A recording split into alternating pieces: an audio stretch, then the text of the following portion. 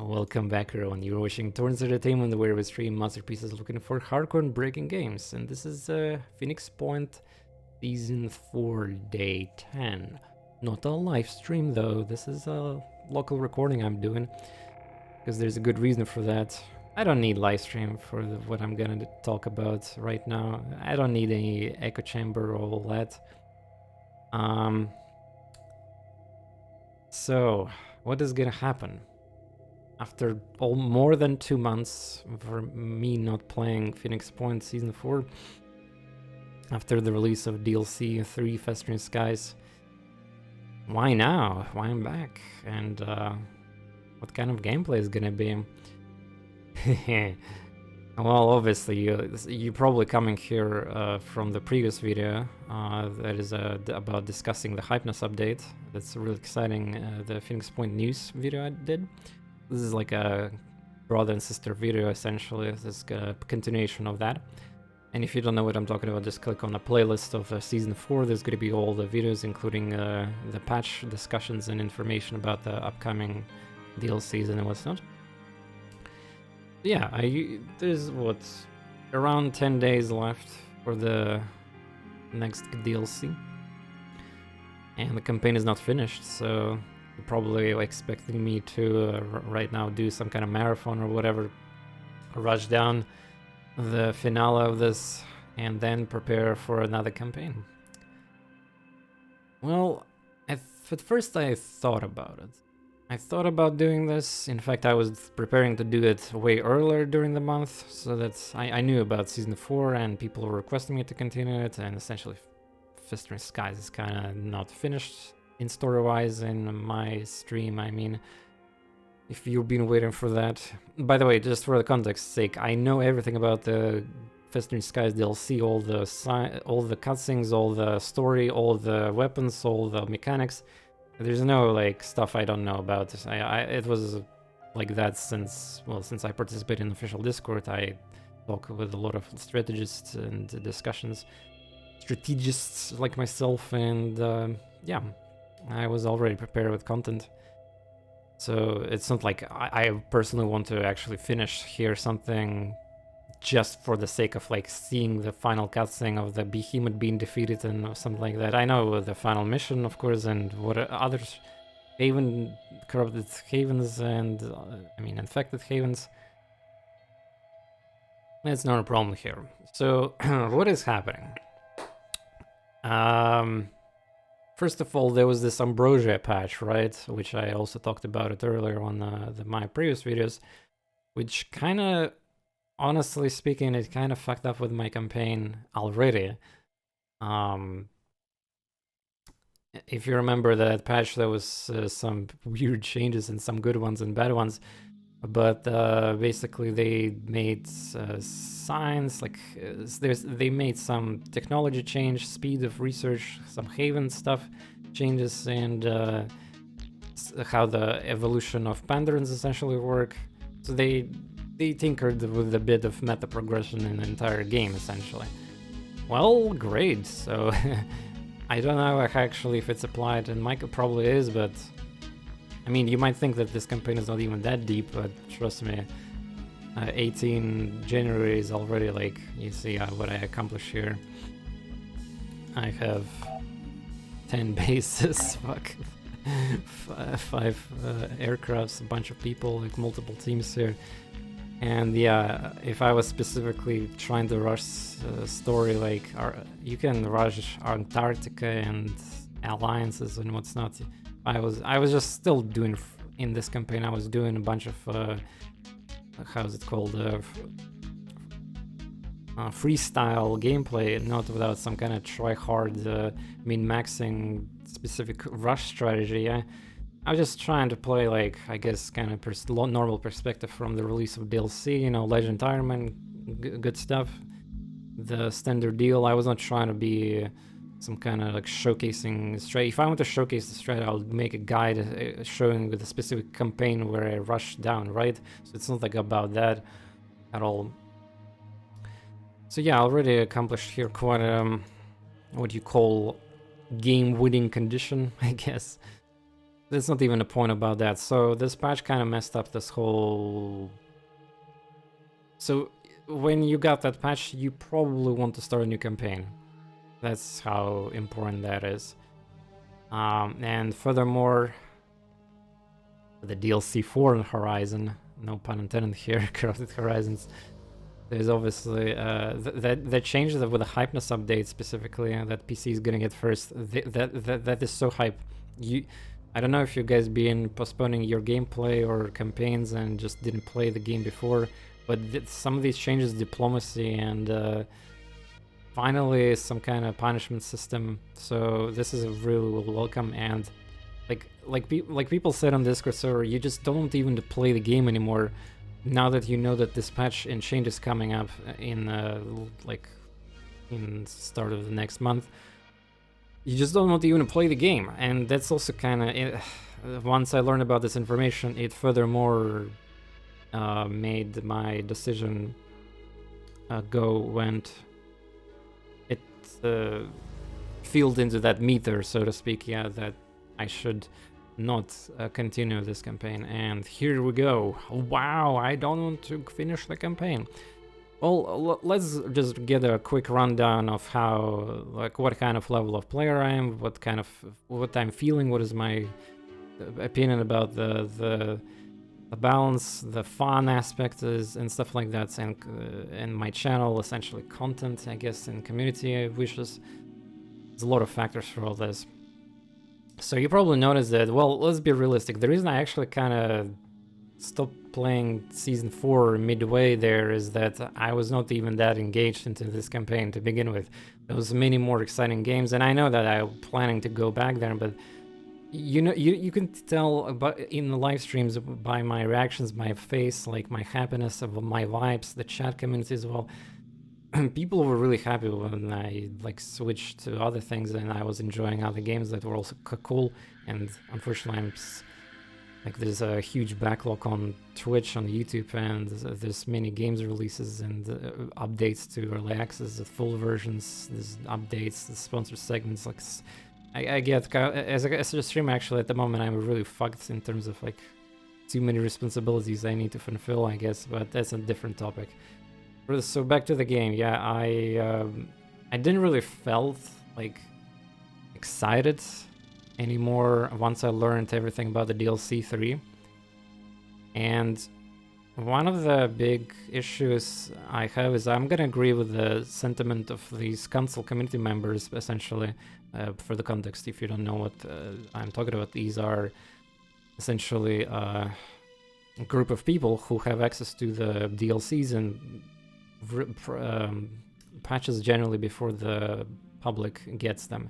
They're like a testing group, and that are slightly closer to the developer, but honestly they're not that closer. They're just one community admin that moderates them and sometimes sends messages across and what's not, but barely. The developers, they have their own obviously visions, and even when they communicate them through the voice calls and what's not, I don't know. It just feels like they say that by their own words, it's just words fly through their head, even if that's really important, like game breaking, like AI balance issues and what's not. They have their own focus. They have the contracts, the publishing tasks of releasing the game, the working state of the game for the consoles, and other revenue effects, like how they can boost the more sales instead of pleasing existing players and stuff like that. That's what important is. But yeah, when started talking about this, so console community members basically rated recently on Discord server all the DLCs so far that's been released, and they've been trying to hype up this DLC for in their servers as much as they can, and discuss different aspects of it. So I agree pretty much with most of them, what they say there. So DLC 3 was the most let down the game had so far, even though it kind of feels weird saying this, since the DLC 3 have a lot of the most probably engaging new content in the game. But yeah, I also kind of felt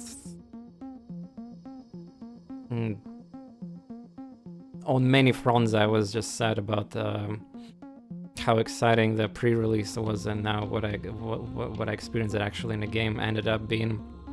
Ah, by the way, it's not exactly true. Like DLC 1 is one of the most like war rating ones by many, but yeah, that's another thing I agree with. The DLC 1 is just small on terms of what it offers, but that's its own problem.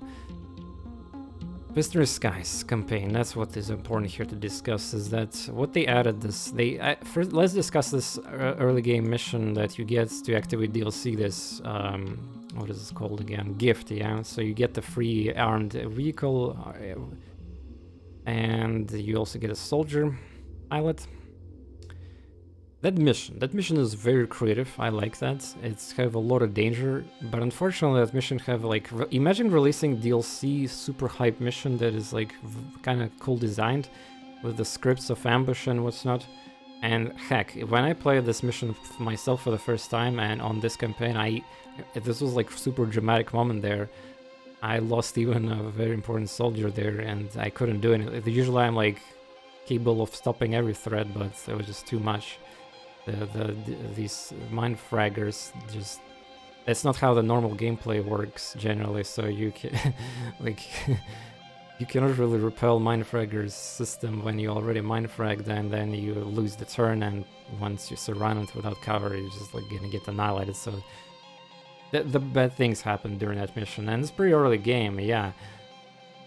And the idea of that mission is that you kind of need to rush there and then you activate the escape, and that's it.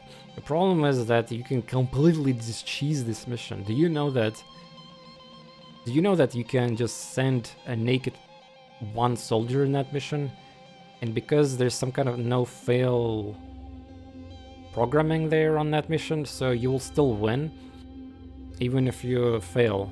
So what I mean is that you die, you lose the mission, but you still get the vehicle and the pilot. Well, I guess it's because you lose your current, when I say vehicle, I mean aircraft. So obviously you need that aircraft and fight stuff in the behemoth that's coming out.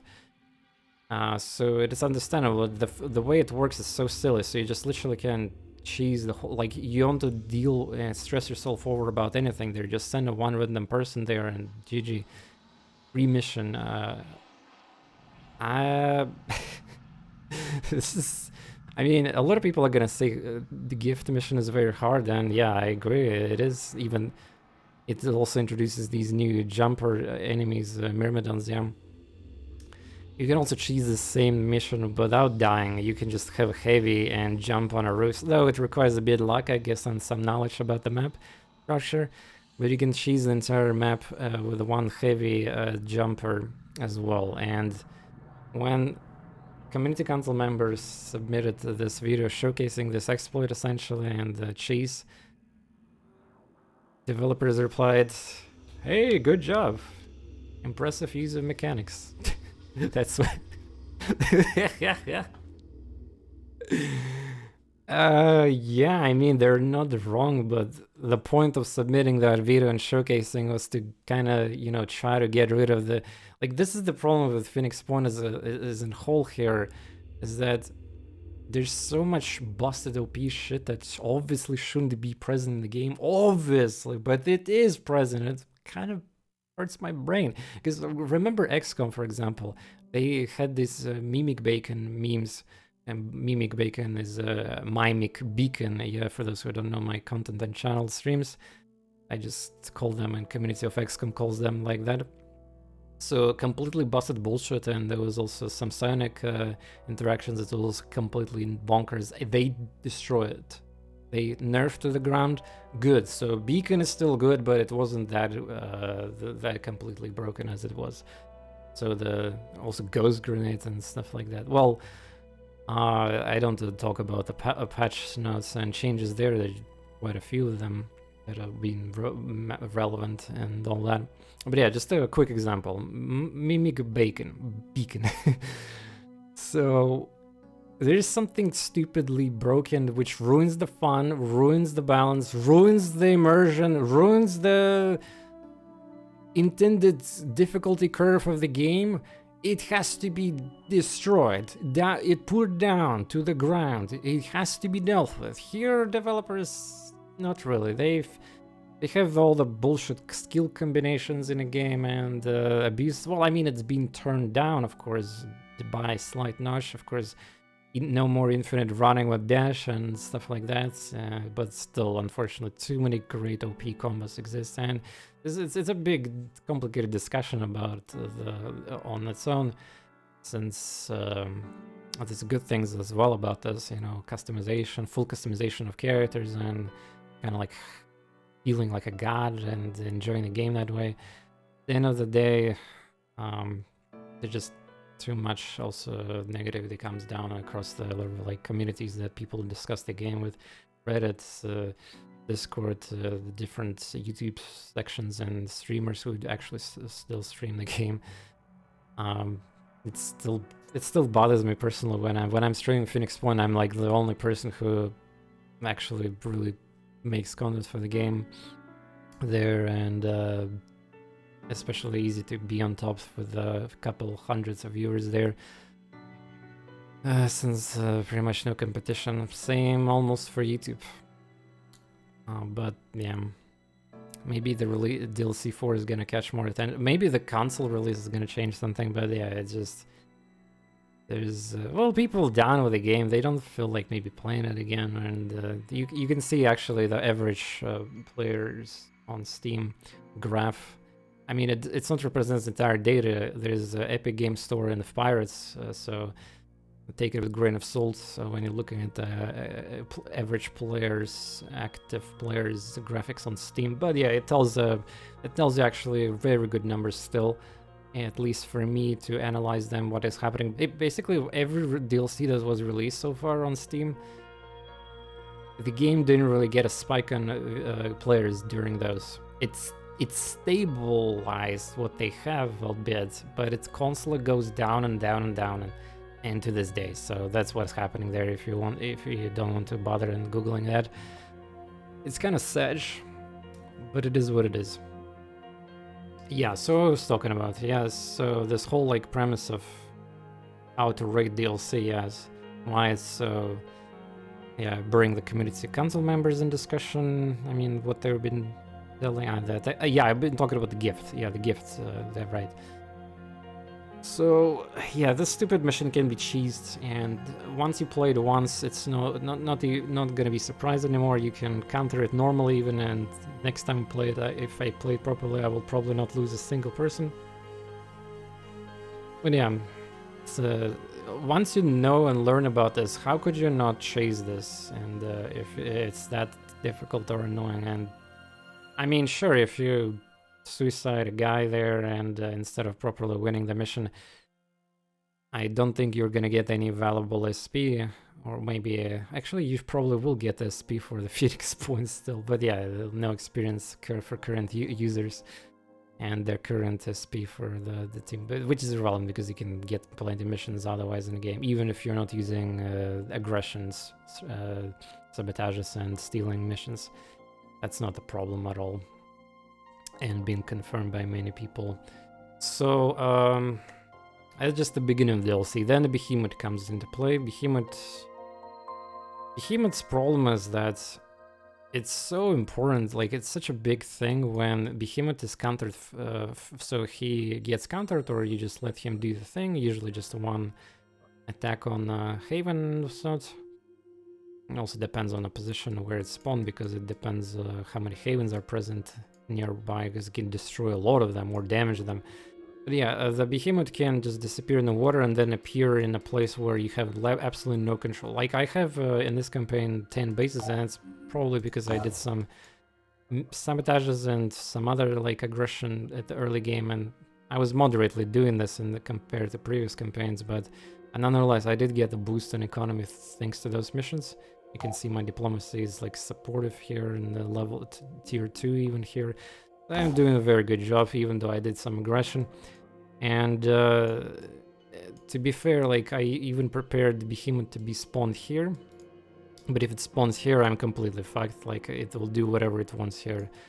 And I guess on Australia as well, it could happen here. Just an example, yeah. So it's RNG, so I'm not exactly a fan of that. Where how it's important where the behemoth essentially spawns its stuff. And the next topic about the DLC 3 is why it's kind of weak and failed in eyes and many of those who care about the game and love it. Well, passionately love it and hate it in that regard. Is the air combat system. Air combat. It's such a it's essentially a mini game, yeah, with a couple buttons there. But the combat have a flaw, and it's pretty obvious once you've tested a couple times there and there. You can cheese the entire DLC through the just some mechanics. Disengage. Have long range weapon installed. Shoot it once. Disengage. Yeah, you get penalty of the disengage, but in most cases the behemoth or the flyer will be like if you have a place with a high density of points of interest, the disengagement is not going to be a problem. Also use the fastest if you have penis ship, obviously use penis ship. Try not to use the Tiamat for the disengagement since it's going to slow you down, right? But disengage, easy. You could late game super dangerous flyers could be destroyed by that without any risk, without any. I mean, sure, you want to get access sense for the specific weapon that is like one of the best for this long range encounters. There's a couple exists, but you can do it with default rockets as well that you start with. So, yeah. And I've been even showcasing it a little bit during my actual campaign here 2 months ago when I was playing it on release. I was already like doing.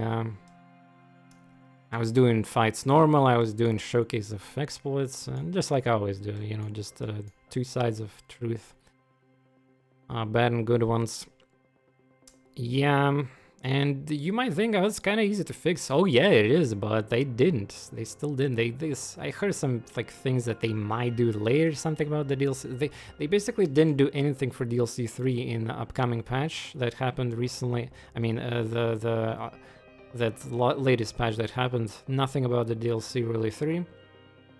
They fixed the Lothar, which is better. The Legacy of the Ancients, Lota, not Lothar.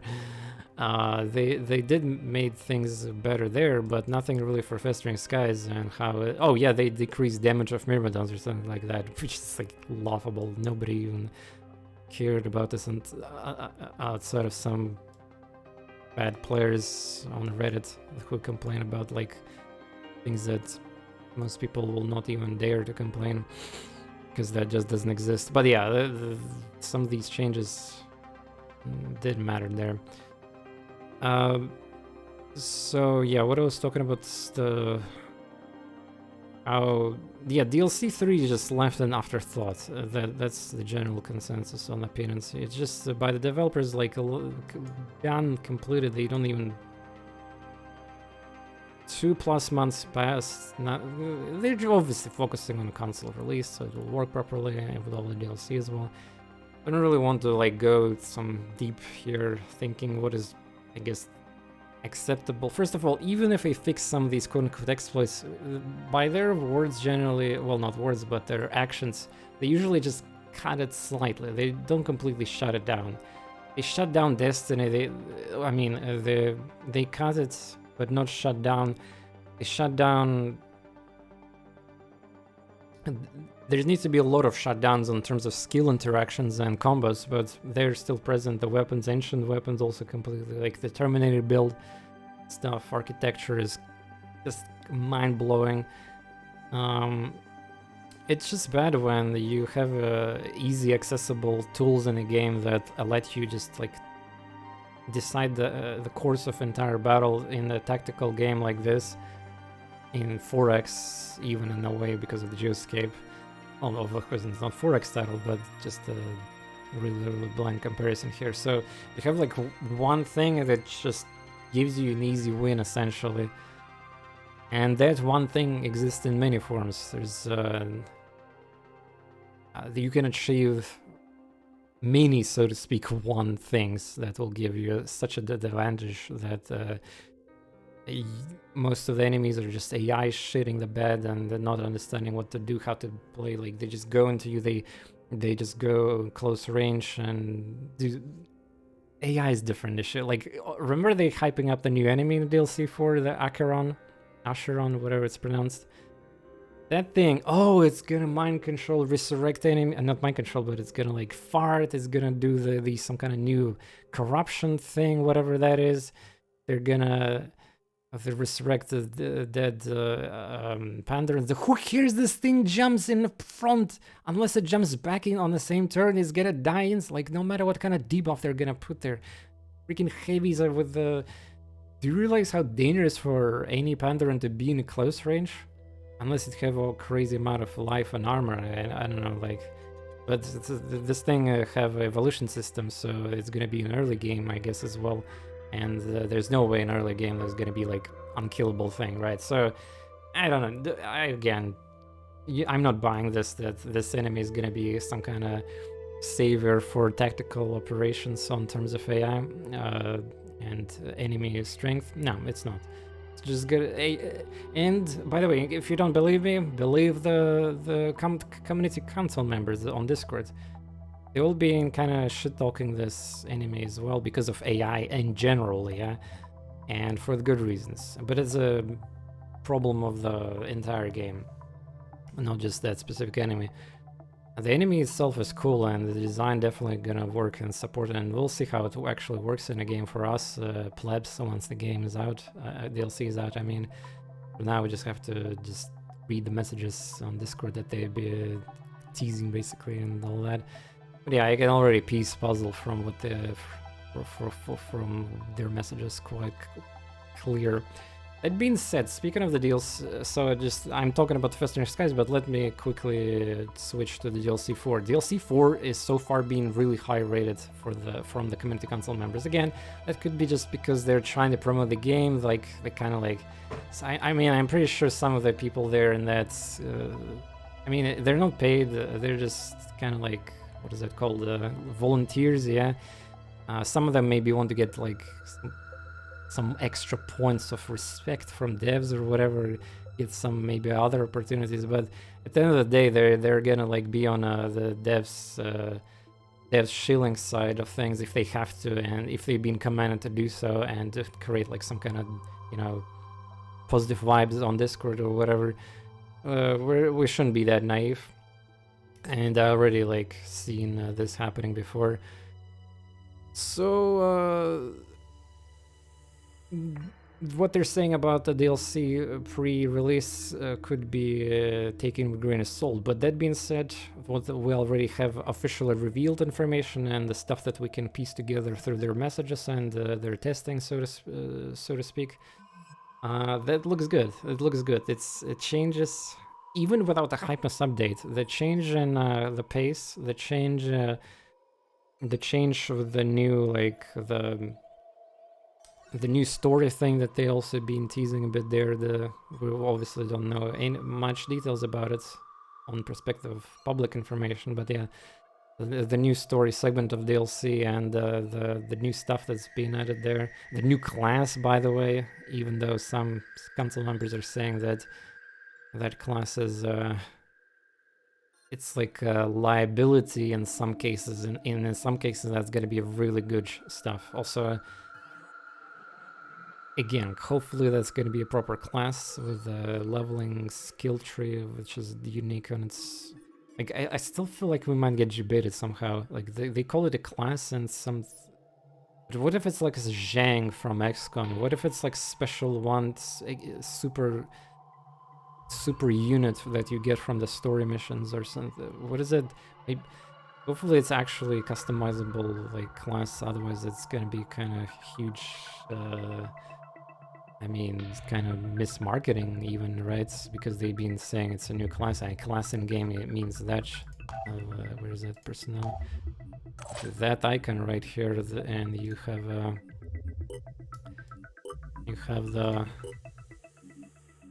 your own sets of skills to get. Well, soon. Just wait, guys. In less than a week, I think. Next Friday, maybe we're gonna get new information about specifically that class. For now, this is still unknown. But yeah, back to the DLC 3 discussion. And so I talked about gift, the behemoth early thing, and the air game is flawed, actually. The fact that you cannot really protect havens from behemoth destruction thing is kind of as well salty, but whatever, it makes sense. The final mission of behemoth is, I guess, okay at best. Nothing too exciting there. I'm not gonna really talk about it and spoil it, I guess, because we haven't seen it on my campaign, Season 4. I will, I guess, do it on the next one. If the Season 5 will be very, very, you know, like, juicy and exciting to play to the point where I want to finish the campaign. It's another thing, like, about this. Like, I will talk about it later, and the reason why I don't want to finish Season 4 is that because I played way too much, and, like, there's this personal also effect on what I feel right and wrong in the gameplay cycle that I'm doing here. But yeah, again, focus on DLC 3 discussion here. So why it's bad and kind of like let down. Well, to get access to the more advanced weapons, you have to generally get allied status with everybody, and either that or you have to wait a lot of time and steal later, but generally people just go allies. Sorry, by the quotes of the excuse me, some of the council members. Shit, I've been talking a lot. Council members who are like, so think about this way. People and council members, they not just play the game on Legend Ironman, they also have some restrictions, like not using level 7s, not using some skills completely, and no multi-classes, like some other restrictions, maybe size of the squad. No, only one alliance, no alliances, depends what they are. They're, of course, not using common sense exploits that exist in the game. A bunch of like aircraft stealing and what's not, but yeah, they do specific testing for campaigns where they rush like Antarctica. Imagine rushing Antarctica in like 2-3 weeks. Yep, it's possible, and or getting the allied status for the one faction very fast could be actually, or not even ally, like what is it, 75 plus, where you get all shared stuff and opened and you get it for free. So I think there was even campaign proof that you can achieve that in like a little bit over 1 week into the game. I mean, of course, it depends on like RNG on specific events, like point of interest. I mean, to buff the reputation of the specific faction, there's definitely helps with that when it happens, yeah. But yeah, it could be achieved. So people, if they want to focus on one specific strategy, they will. And this is what I've been personally, I was aware of that, of course, since I communicate with the Discord server and read through Wiki. But I still felt like it's more genuine kind of playthrough on my part when I do like freestyle campaign, and instead of worrying about, I mean, I do worry about a lot of min-maxing, but I do it in my style instead of worrying about like specific build order, like in StarCraft, Brood War, Artosis is doing on streams, or any other like competitive esports series. This is like a single player game. At the end of the day, you can just do whatever you want here, right? So you can cheat even with cheat ending. There's, by the way, difference between cheating and exploits for those who are not aware, but that's another topic. Yeah. So you can achieve quite a... So even with limitations, experienced players like that can achieve in-game goals for many in this game. So just to the perspective, some people, not even some, it's like normal statistic actually, people reach Antarctica and all that Phoenix Point storyline thing at even March and April, even if they're delaying the game even further. It just that's how huge the difference is between, you know, the playstyles and freedom of choices and essentially all the sandbox economy potential that it boosts that you can get in the game through like doing massive expansion on explore. You just achieve this by expanding, exploring, doing missions properly, and you don't have to even steal anything. Yeah, stealing even accelerates that further, but I mean, unless you're going for obviously alliance stuff. To get to the Antarctica and get to the end game, essentially, get to this layer citadel, you can do it pretty fast. You need to know the order, build order. You have to do the base min-maxing and the exploration even min-maxing, so to speak. So, kind of weird how it is, yeah. People want to fix the issues of exploits and all sorts of like cheesy things that make a game easier, but at the end of the day, it is still possible to, even with crazy limitations, it's still possible to achieve what most people cannot even achieve to begin with in a really short span of time in a campaign on the highest difficulty in a game. So you might even like wonder how the fuck then everybody will be pleased. Well, that's not gonna happen. I mean, there's just too high different range of players and strategies, and the game is just designed in that way that it's a good thing that it had like such a freedom. And I've actually one of the biggest reasons why I still play Phoenix Point personally myself is because of that freedom in combat and freedom in geoscape. I don't know, scripted, like, you know, XCOM 2 for example, or many other games where just have like scripted amount of missions per month, and you have like a choices to do, and that's it. Here you can have like 100 of missions per month if you want to see, if you really like. Well, now it's probably not going to be possible because now they cut on a number of attacks in the Haven defenses, and some of the other changes happened across the previous patch and upcoming one with the Hypnos update. So, I mean, they have limits on. It's obvious, yeah, you're not gonna get 100 missions. I mean, by the way, for the reference, 100 mission is probably the average of completing entire campaign, yeah.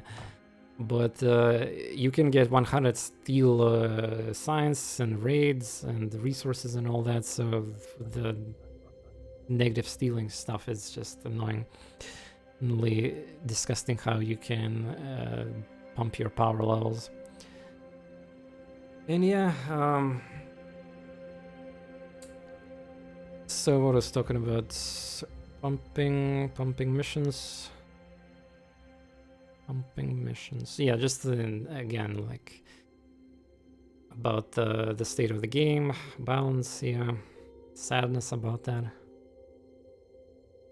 It's a good thing I'm doing this right now, because honestly, this is what I talk about my normal streams, yeah, when I play the game and discuss the meta. But I mean, I will mention in Season 5 probably from time to time as well some of the core issues of the game when people ask me. But of course, I'll try to make my focus on DLC for Corrupt Horizons stuff.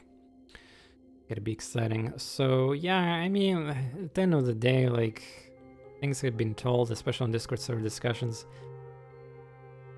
People who are very passionate about the game, loving it, hating it, they have a lot of things to say. They come back to the game, they want to give it another like go. We just have to judge how the thing's going and what developers actually doing, and we clearly see that in their patches.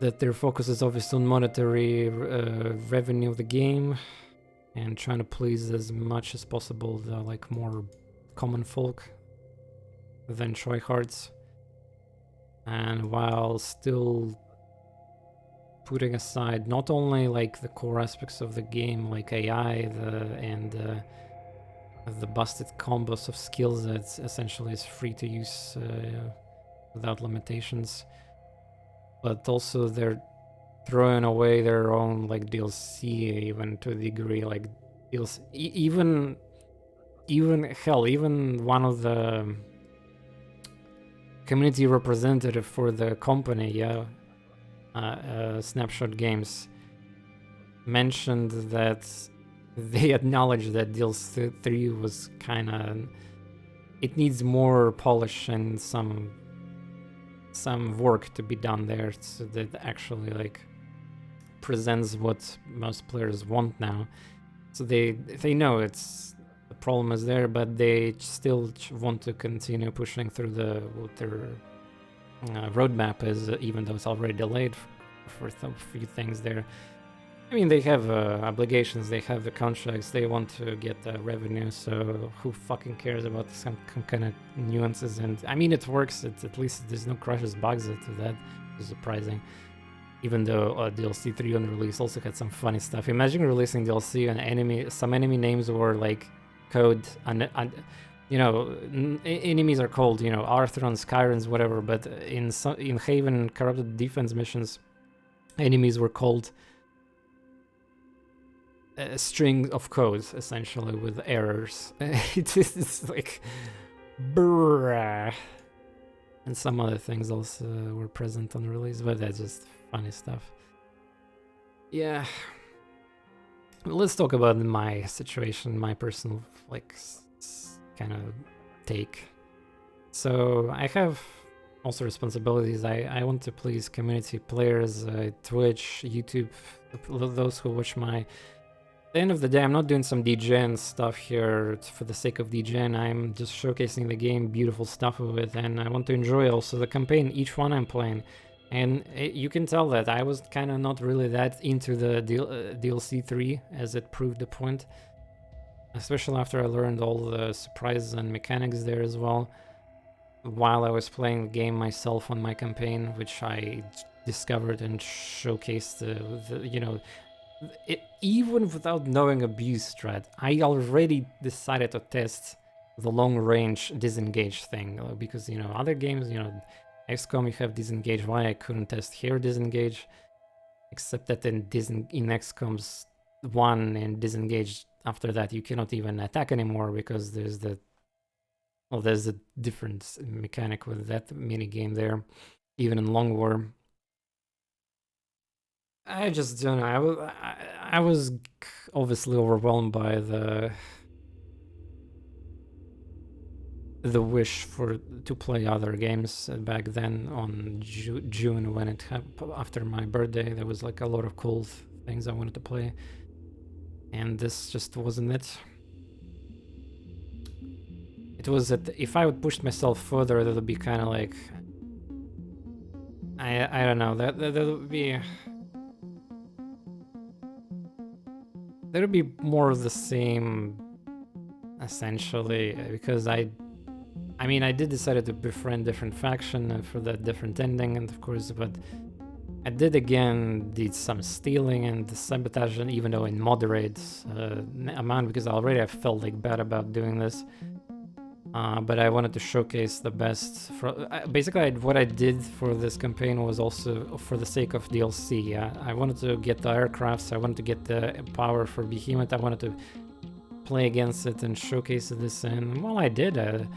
Just not late game stuff, I guess. But I didn't. Oh yeah, I didn't play the Corrupted Haven mission. But let me tell about this. This mission is it's cool, creative, but at the end of the day, developers again missed the point. So they created this brand new enemy right there, this corruption node thing, which is like a boss for that mission. And this thing is dangerous, but only for the first time you're gonna encounter it. This thing could be completely nullified because of the game mechanics. They have releasing shockwave or something there, AoE, huge AoE, which cripples you and is dangerous. To avoid it, you just stand behind pillar or some wall without loss, and then you're just not gonna take any damage, or I don't even know the damage, or like minus will points or some stun effect. It doesn't fucking matter. The point was there was some kind of dangerous AoE attack constantly happens. And furthermore, you can just like discover this thing and shoot it with snipers from distance as well. one, especially also for those who already seen this mission once. They will not be surprised by any means, because you can figure out where that thing is located, kind of like layers, or I guess to the degree ancient sites as well. So where the Cyclops is and located, and the giveaway. So how this creature looks, it's like nasty looking like thing that's attached itself to the ceiling and ground and pillars around it. So, and there's supposed to be like 4 big pillars in the structure around it. So you will notice that there's like these pillars around, but in the center of that there will be this creature, and you know where it is. You know, it's easy to detect. Indeed. At the end of the day, not even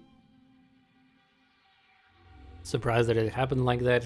Everything in this game with AI could be fucking abused, and I mean, once again, I'm doing these points and, you know, shitting on Duncan on the game and all that, but at the end of the day, I'm just showcasing how it works, and I'm helping you guys to develop like strategies and maybe do some. Well, I'm not doing YouTube guys, but through my streams you can learn about the game, and essentially that's a process. It's a normal process for many video games where you want to get better and master it and conquer the AI. But in this game, it's sometimes way too disappointing how AI performs, and like we all wish it would be different and it would be just like internal challenge instead of making your own ones with limitations. And even with them, the game is still like could be completely broken. It's been proved by myself and council members. Kinda like that. Yeah, so this is basically content. Air combat, behemoth, the haven corruption mechanic thing.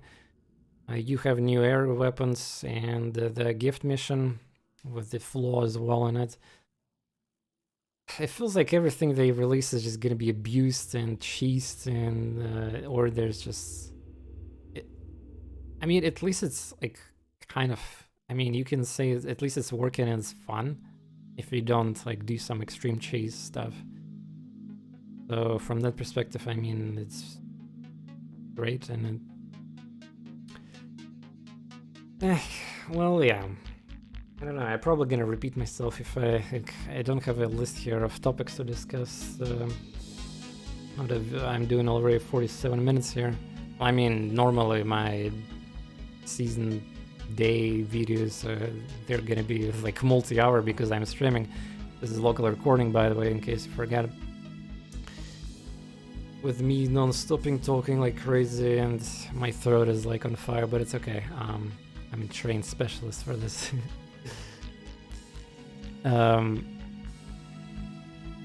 So yeah, if it's not obvious, I will finish my season 4 with this video. It will be no more season 4. I don't know exactly what kind of thumbnail I'm gonna do for this one. It's important to bring the message across, and for all of my fans and people who have been following on YouTube, on Twitch, and of course on Phoenix Point official Discord server, people are gonna probably watch that video as well. Yeah, but it's like, don't worry, I will. It's not like I give impression of shitting on Duncan on the game to the point where I will not support and stream it anymore. No, I'm very excited for the DLC 4, and you guys want to see what's next in the store for the Phoenix Point, so of course it will happen. I just want to make it the most enjoyable thing I can for myself, otherwise it'll be like kind of conflicts of, you know, mental feelings and state of my streams, chat, and essentially the players who enjoy this game. Anyway, what I'm talking about is how we're gonna make season 5 fun. So let's discuss now the extremes here. So far, my previous seasons were I did like different endings with factions, and not that it really matters, but I've basically been choosing specific faction and aligning it with it. In one season, I just decided to go full degen and activate like all 3 wars on all factions, because I wanted to see how how game, like maybe this is gonna be more fun actually to do now after the Hypness update because of that penalty thing, the alert system, but I don't know. Like what I did in season 2 could been probably better to test now, yeah, because in season 2 times it was like basically released version of the game. You could do everything for like there was just all the exploits were present, even old school exploits, you know, with the will points. And being at war with the faction was just nothing, essentially. There was no repercussions at all. It's so stupid. I mean, yeah, you're not gonna get like researches instantly, but the amount of you can just complete the game instantly the moment you get yourself access to so much resources to begin with. Like, who cares about some advanced technology and what's not there? You can finish the game with the Phoenix Points storyline either way, and in case you're worried about that. Yeah, so yeah, how I want to make this fun? Well, I'm gonna probably make season 5 is gonna be having entitled, so instead of Legend Ironman, it's gonna have Legend plus Ironman. So I'm gonna go one step further and do something that's just generally what the console community members doing with their testing for the developers and submitting the feedback. I'm gonna do a Legend Plus, which means that I will not only play Legend Ironman, but I'll also add some of my personal limitations. And which ones? Well, I guess I want to make it a little like teasing now, and basically really to get hyped for my next season. But yeah, you can already probably guess what I'm gonna go for here, since I discussed this quite a bit. The game have 2 super extremes during your campaign. Alliances, triple alliance, where you or even one alliance, doesn't matter, where you get like free technology for everything. And yeah, with the new patch, it's gonna be slightly different, but still you're gonna get all the technology nonetheless. And you get all the rewards, you get like the diplomacy missions also give you a lot of resources, by the way, which could help you to go these speedrun strats and help you out in expanding your bases and what's not. They give you quite a bit of tech, especially synergy and story missions, if you remember. Or there's another extreme where you just go complete nuts with aggression. And again, it's going to be changed now and cut dramatically, but nonetheless, it's still going to be present in the game. And learning about this update definitely kind of it puts slight change in my like Legend Plus plans, because I was intending to do some limitations, but they already actually had some of the information I learned from Discord server and plus that update information. I already can kind of like, damn, that's actually good. I wanted that. So it will not be that as I guess restrictive as I was initially planning to, thanks to this new bits of information. But yeah, we're gonna see it. I just really hate how both of these extremes are like so powerful, and they give you a lot of benefits of power, and you can stay in a middle ground and complete the game with the Phoenix Point research as well, just as fine, but that again doesn't stop you from other advantageous things and borderline like quote-unquote exploits. As I mean, heck, even people are gonna judge, like, no matter what you do. People are gonna like, oh, you're gonna not do that, you're gonna then you have to do the min-maxing on points of interest. You're gonna explore point of interest. You gotta, since I play the game already plenty, I know every event. I will obviously get the correct answer on any event, or use Wikipedia for it to get the right answer. You're gonna get all that resources. you're gonna get those lucky like vehicles, free units, good missions, supply boxes, and you're gonna get that. You're gonna get better RNG on also the starting location. Like, remember I had this issue where my first red fog spawned like here in this campaign, where there was literally no point of, like, look at this haven was neutral. Yeah, I got completely screwed over. There was no havens. This is nest. So early game, like, haven defense in this campaign was completely screwed compared to normal, like, general other campaigns. So again, the amount of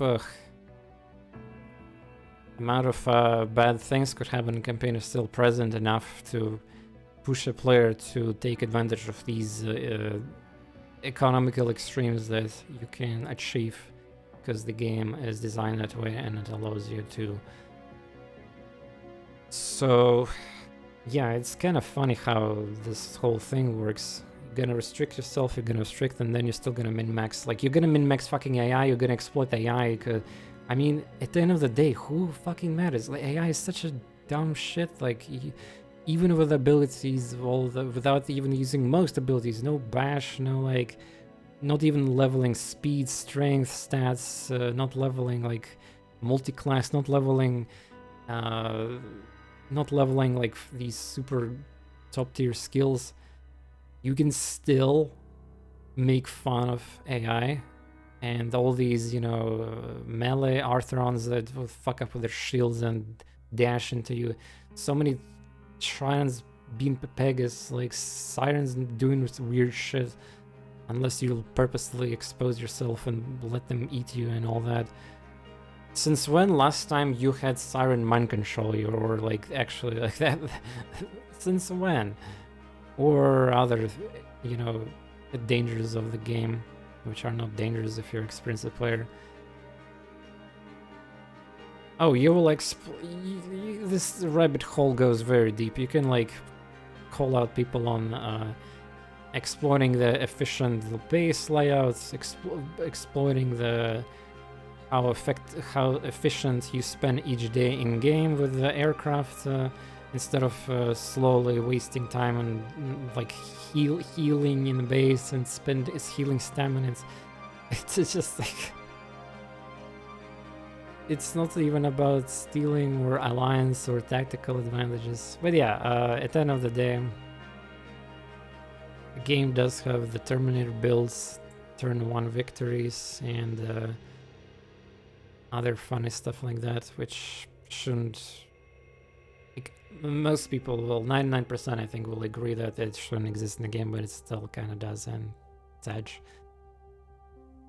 Whatever, you get the idea. I can talk about the state of the game meta for hours.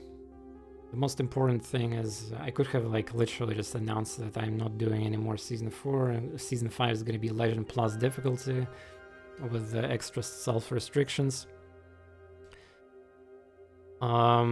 But yeah, I just want to make, like, I've been holding out to doing the self-restrictions even deeper on previously, because my goal as a content creator was to showcase the game without any, like, extremist kind of position of elitists of, I need to get, like, long war difficulty in a game where people want to just get the tips, pro strats, and win at the game, play it, enjoy it. So if I wanted to do that, if I wanted to make a Phoenix 1 Long War, I would install mods and play some these essentially the campaigns that some of the council members are doing on Discord there, and submitting the feedback to devs, which they apparently don't care about, which is a big satch, but it is what it is.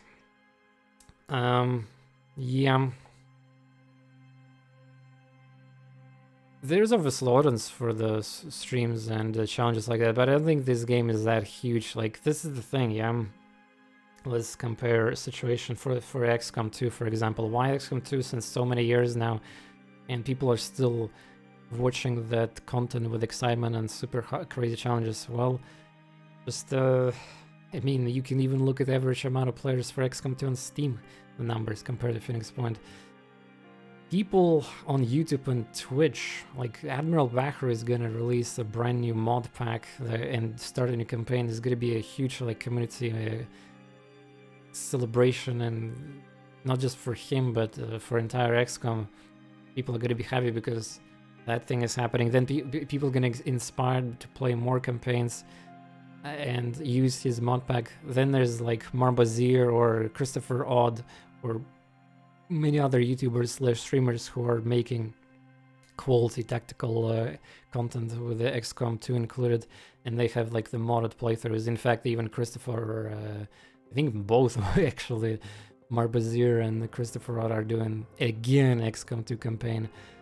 And each time they do something wacky new there, and that's just because that's how the game is alive to that point, and the cycle goes through. And this game doesn't have modding. It doesn't have Steam Workshop. It does have modding, but it's very limited. And you know, like I'm not a technician here, but there's terms for the. It's like the game is very closed and doesn't like to really mod itself that easily at all compared to the actual games which have the kit and the Steamworks support available. That's one of the failures of the game, but it's a once again different topic for the marketing, and it's not my business really to discuss that. It's developers who want to take care of that for the profits, right? Well, I mean, it does kind of concern me, but it's not like I can only do that much within my community, and I'm not like a super crazy popular streamer like Admiral Bacher who can literally make a game instantly popular and sell hundreds, thousands of copies in one stream. I don't have that power, but some people do, and you see the people like who have this power, they prefer XCOM and games who are, you know, quote unquote more fun in general. And well, when it comes to Phoenix Point, I cannot blame them for, like, I mentioned that earlier, but there's just almost nobody who even plays streams on YouTube. It's my videos are usually on top of the page on the YouTube search algorithm and stuff like that. So yeah, I guess I could theoretically do both. Like I could do the normal playthroughs and showcases, and then I could do DGen stuff, but is it good, rewarding for me as a and what is the incentive for me really to do that compared to experiencing brand new things, games? I'm a variety streamer after all. People also get tired of Phoenix Point to a degree. They want to see different games releases, and that's part of what I have cycle here for the channel, right? Growth. Like I cannot really grow my brand with Phoenix Point either, just if I do exclusively like some challenges and DGen stuff. Hell, even with XCOM 2, that might be a problem now. Even though I had like thousands of viewers during those streams. But yeah, it's on release. You gotta try different things and expand. You know, what I'm trying to say here is that it's a delicate thing in my channel when it comes to choosing which if I'm gonna make a Phoenix Point content, yeah, I have to make a appropriate choice whenever I want to be. It's way too extreme on difficulty setting for the limitations, like Long War stuff. Most people, like, the thing is, Long War is accepted thing and a lot of people respect, and there's even other mods that's alternative Long Wars, and there's recently been Long War 2 released for the expansion final after so many years. Support for the expansion is out, but it's for XCOM 2. The Phoenix Point doesn't have really Long War vibes outside of very, very few, even not even an entire community council member, but only few people there like care about this kind of like showcase of skill, PP level and all that. It's like, even who else is gonna care about it? I don't see it being a thing even though my channel is dedicated to challenges and hardcore stuff. Like, people already love and satisfied for what I do, and showcasing on Legend Ironman, the game that's not specifically that popular choice for many. So I basically do already way more than I should, I guess. but I have my own reasons. Yeah, as a tactician, strategist, commander. If people call me Commander TorNis and all that, because of XCOM Legacy. Yeah. By the way, in case you don't know, my entire brand actually is my living, my full-time like thing streaming is because of tactical games like XCOM. Believe it or not, if somebody is still new here in the channel, back in, I mean, I was streaming DOS games, the original XCOM 1, 2, and then the Firaxis, the new one happened, and my channel just blew in popularity, and then I did some crazy achievements, like world firsts on stream campaigns, defeated on Impossible Ironman, then Long War happened. You can actually watch that on YouTube if you want to. Still uploading some of the archives, but yeah, that's why I'm passionate about Phoenix Point. This game definitely brings a lot of good vibes, nonetheless of its failures and minuses, and with flaws with AI and what's not. I really like the freedom on Geoscape. I really like the free aim in combat and all this body part thing. I really do.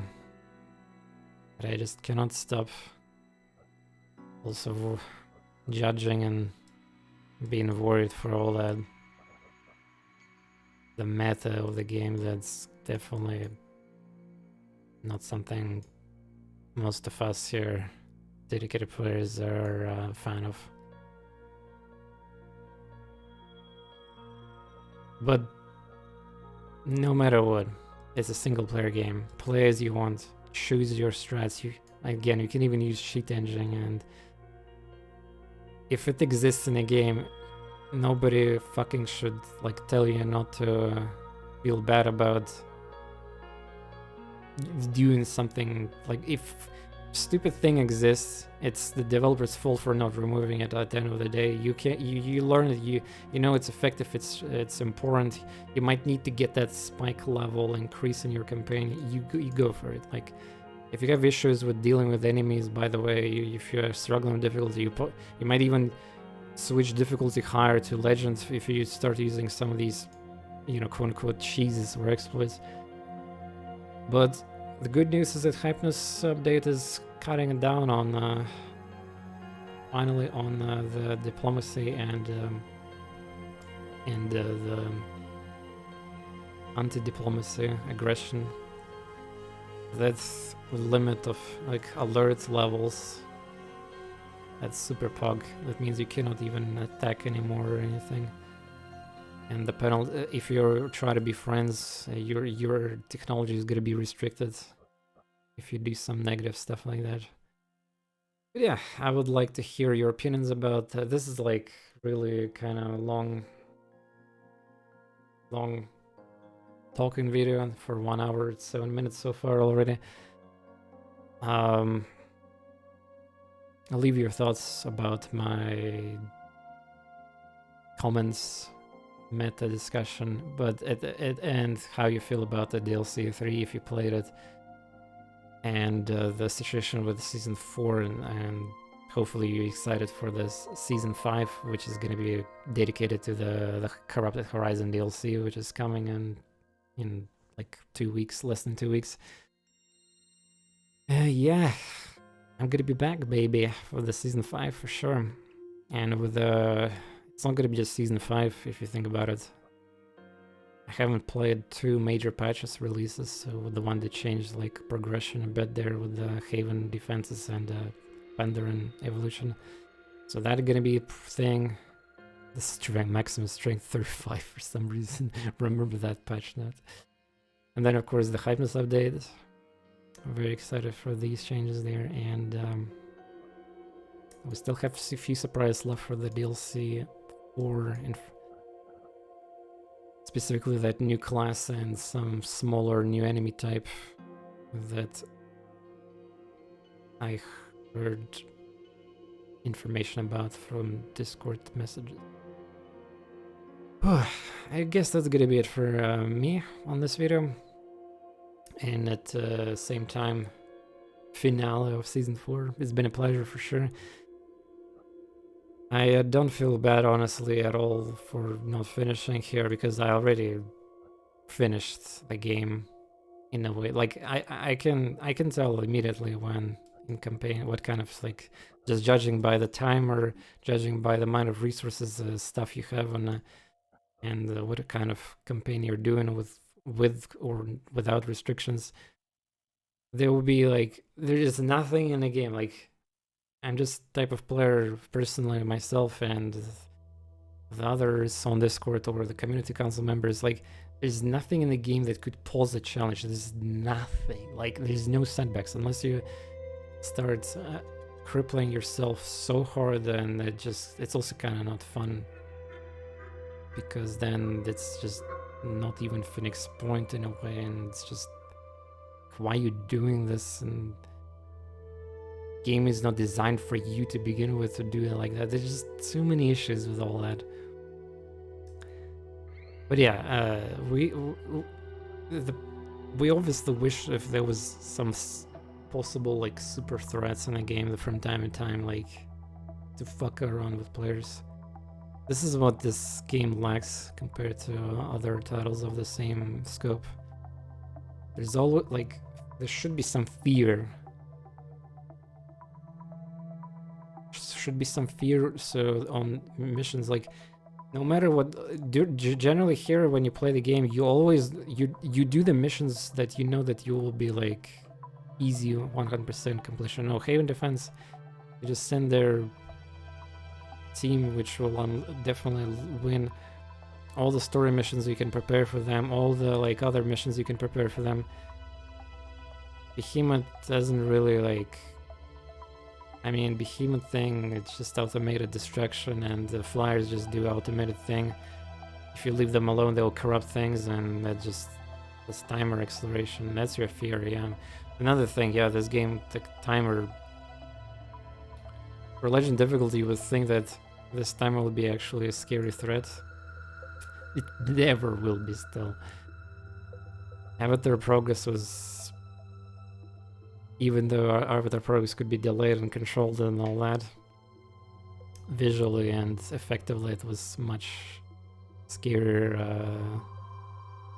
incentive to actually play like the game like the developers intended you to and progress it. You know, it's fucked when you can complete the Legend Ironman campaign when you're like this number here, it's 80%. Or maybe you can even get more than that if you like do specific strategy, but I'm not like speedrunner here. Especially this was possible, especially before in a couple of patches before they changed like some of the Haven defense system. You could like the moment you control entire globe and you save all, you can even stabilize like the food kind of production thing. If you build all these repellers, yeah, like you will be able to even help colonies to feed them. Yeah. Yeah. Well, it is what it is. Thanks for watching, everyone. I wait you on the next Phoenix Point video, which is probably going to be in a week, about the new information for the new class on DLC 4. And after that, Season 5, Legend Plus Ironman. I'm still actually debating myself what to include, what kind of restrictions I'll go for, but you can already guess what, like, from my vibe, from my wishes, from my like discussion, you can already guess what I'm going for here, I think.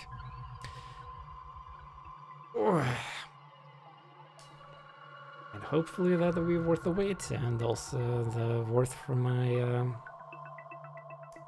I mean, I don't know, honestly don't know if Phoenix Point hype is still like present on my community on the same levels that it was before.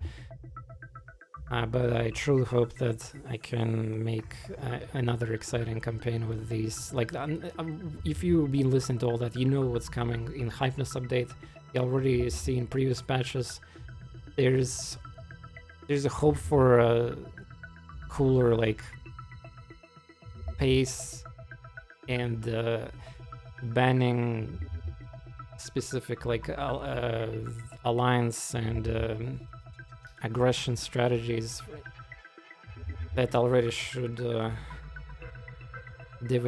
give a different perspective for how the campaign is gonna go. And who knows exactly what the threat in this DLC 4 is gonna pose in terms of like store or some other mechanics. There might be some even other things that I have to figure out within Geoscape progression. Yeah, thanks for watching, everyone. I'll now upload this. Hopefully YouTube will not screw me with this. There's a new bug happening. Well, it's not a bug on YouTube, but a lot of content creators, especially smaller ones, that are below 100,000 subs. Guys, can you get 100,000 subs so I can get like verification check mark? Like, I mean, I've been I've been streamer for 11 years, a YouTuber for 14 or something like that. Let's get 100,000 subs. Anyway, so in case you don't know, if you upload a video right now, it needs to be like coded, processed for HD, yeah? And generally it takes normal amount of time, but now it takes 10 times longer normal sometimes. Basically, you're playing coin flip or I guess even gacha to a degree. You can upload 5 copies of same video and only one of them will be processed like decently fast. The others are gonna stuck for days, depending on the length of the video as well and quality of it. But it will be stuck for, like, this is the reason I haven't uploaded my other playthroughs and streams, like King's Bounty episodes, the other things. It's just, once I figure out that you can upload the same, but I don't want to overload the YouTube service, but I guess I would have to do it. How stupid it is that you have to get lucky to basically get processed video now. And it's just not just me, like, again, a lot of content creators express that pain, and it's confirmed pretty much, just not by YouTube. Anyway, hope you're gonna enjoy the next stuff I have prepared for you. And again, if you're here at the end of the video, thank you so much for listening to my rant, discussion, and what's not. I'll see you soon.